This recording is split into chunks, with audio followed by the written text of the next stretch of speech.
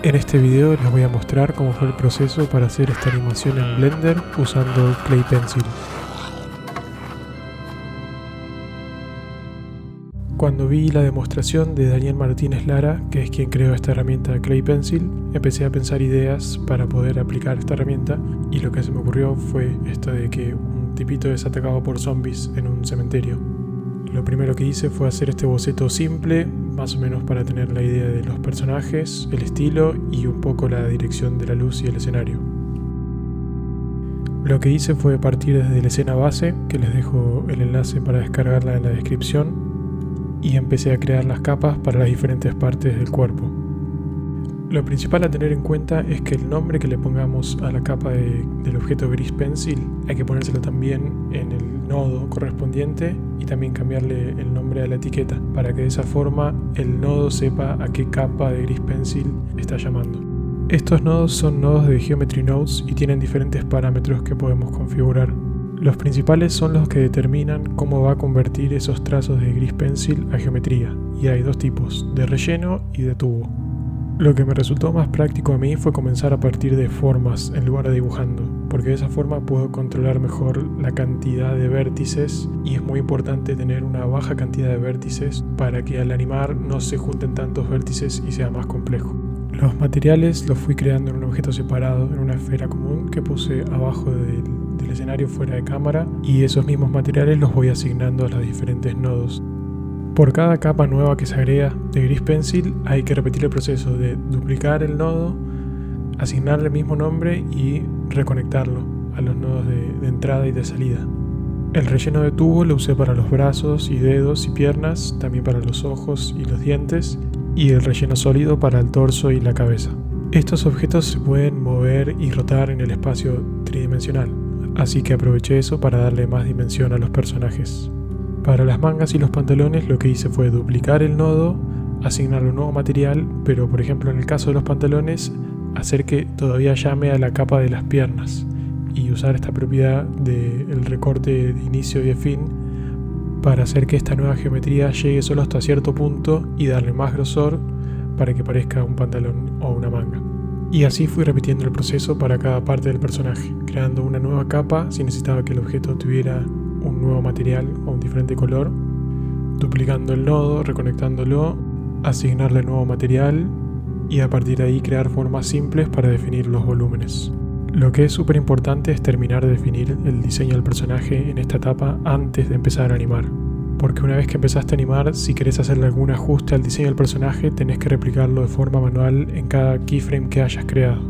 Entonces está bueno tenerlo resuelto desde un inicio para que sea más práctico el proceso. Y de vuelta, la clave es tener pocos vértices para que sea más fácil animar más adelante. Una vez que definí las formas principales, le agregué los detalles como los dientes y el pelo, y ahí entré en modo edición, desbloqueé todas las capas para poder seleccionar cualquiera de los objetos y dupliqué los brazos y las piernas. Para este zombie la animación es bastante simple, es un ciclo de caminata en el lugar, arrastrando la pierna de atrás, con los brazos estirados tratando de agarrar al tipito.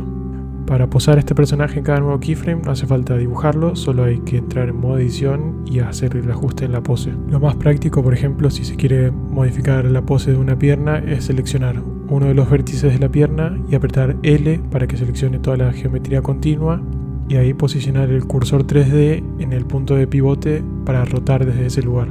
Eso lo fui haciendo en cada keyframe, cambiando la selección y cambiando el punto de pivote según el tipo de movimiento que quería que hiciera.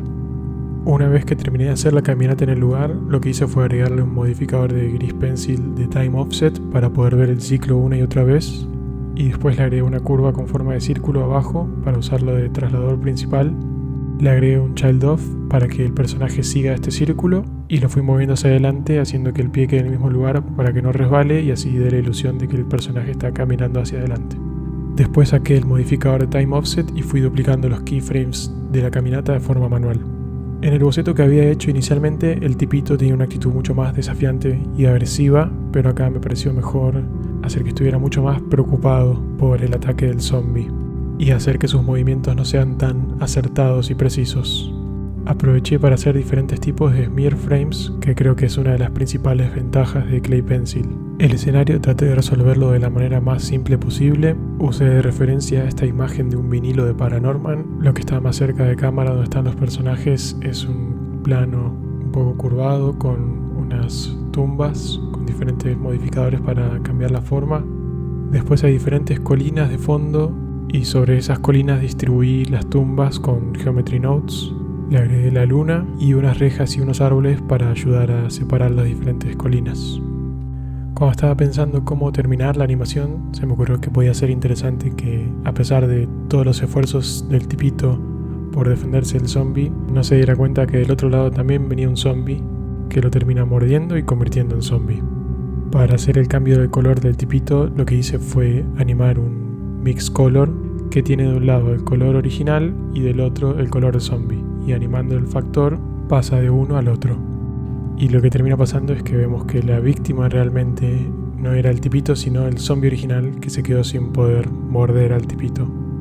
Para la composición lo que hice por un lado fue dejar los nodos que venían en la escena original, que le dan estos efectos a la cámara, y después les agregué a los personajes una especie de luces de contorno por medio de criptomates, usando la técnica de tomar el mat de cada personaje, desplazarlo un poquito, sustraerle el mat original y de esa forma genera un contorno y a ese contorno superponerlo con un color sobre la imagen original. Para los efectos de sonido usé la librería de Audition y la música por suerte la pude componer relativamente rápido en comparación con otros proyectos. Tenía en mente antes de arrancar cuál era el tipo de sonido que quería generar y cómo quería que termine la música.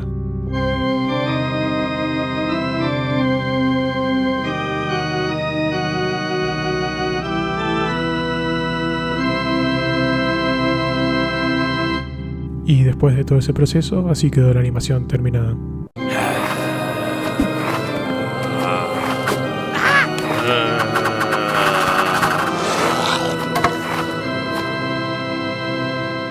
Así que ese fue el proceso para hacer esta animación. Hasta la próxima.